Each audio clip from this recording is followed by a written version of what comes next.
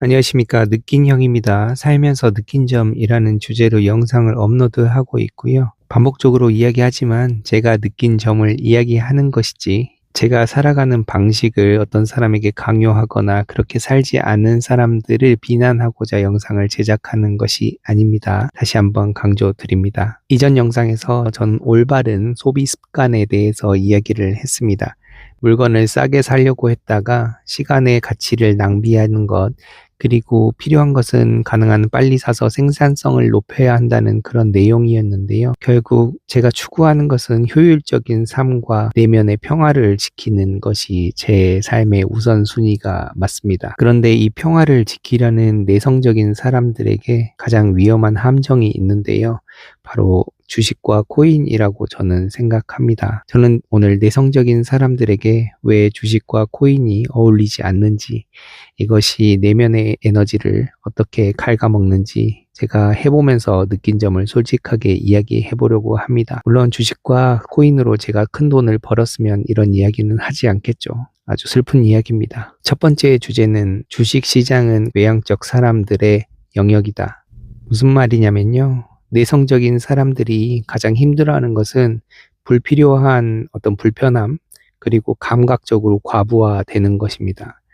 물론 저만 해당되는 그런 상황일 수도 있겠지만, 저는 웬만하면 불편한 상황이 닥치면 그것을 조금 피하려고 합니다. 문제를 피하려고 하는 것보다는 어떤 사람과 사람 간의 컨플릭이 있을 때 거기서 맞서 싸우려기보다는 빨리 사과하건 사과하고 상황을 정리하고 그것을 벗어나고자 하는 그런 성향을 가지고 있는데요. 주식과 코인은 계속적으로 뉴스가 쏟아지고, 또 근거 없는 커뮤니티의 희망회로와 비난, 동료의 자랑 섞인 자기 돈 번 이야기, 이렇게 모든 것들이 사실 어떠한 저의 안정성을 공격하는 것처럼 들려오거든요. 그래서 저처럼 내향적인 사람은 외부 소음의 쓰나미를 견디지 못하고 스스로 논리와 판단을 잃게 되는 것 같습니다. 그 논리와 판단을 잃게 되는 그런 과정에서 그럼 나도 해야 되나? 라는 생각이 들고 거기에 막상 뛰어들었다가 소모되는 에너지, 비용과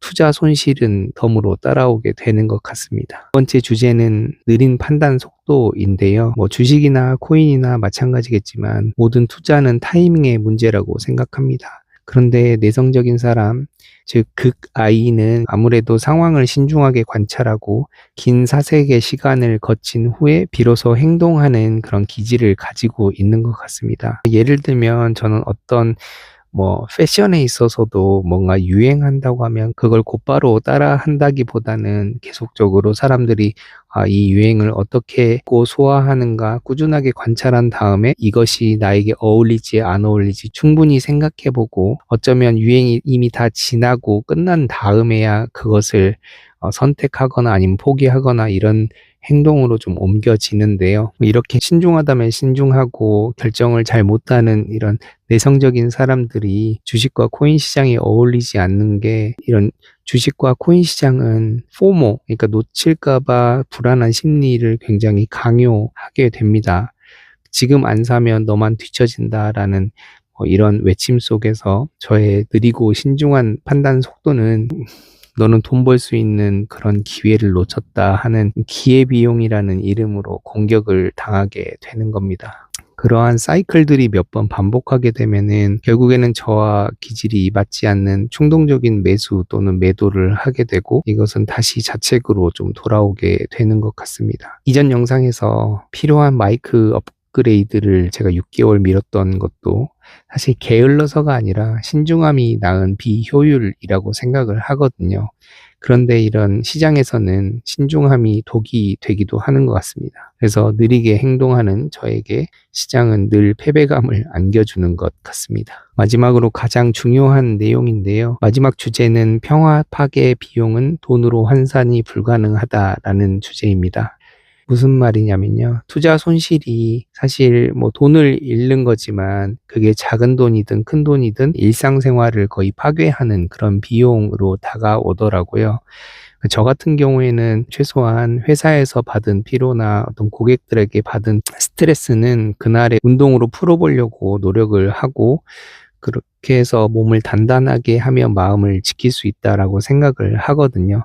하지만 특히 코인 시장은 24시간 시장이 돌아가고 단 하룻밤에 움직이는 등락폭이 굉장히 크기 때문에 수익을 보건 손실을 보건 그 포지션을 유지하는 것 자체가 큰 공포고 스트레스로 다가오더라고요. 사실 손실을 입었을 땐 당연히 잠도 못 자고 다음날 업무에도 집중 못하고 스스로를 자학하는 시간이 굉장히 길어지게 되고, 또 이익을 보고 있는 과정 중에서도 이게 또 빠지면 어떡하지? 지금 당장 이익절을 해야 하나 말아야 하나? 그런 고민하는 그런 과정들, 그 과정들이 저에겐 순수하게 스트레스로 좀 다가왔던 것 같습니다. 그래서 결론적으로는 저같이 내성적인 사람에게는 가장 어울리는 투자는 지루하고 조용한 투자라고 좀 생각을 하는데요. 그러니까 외부 소음에 반응하지 않아도 되는 장기적인 안정성을 좀 추구하는 거죠.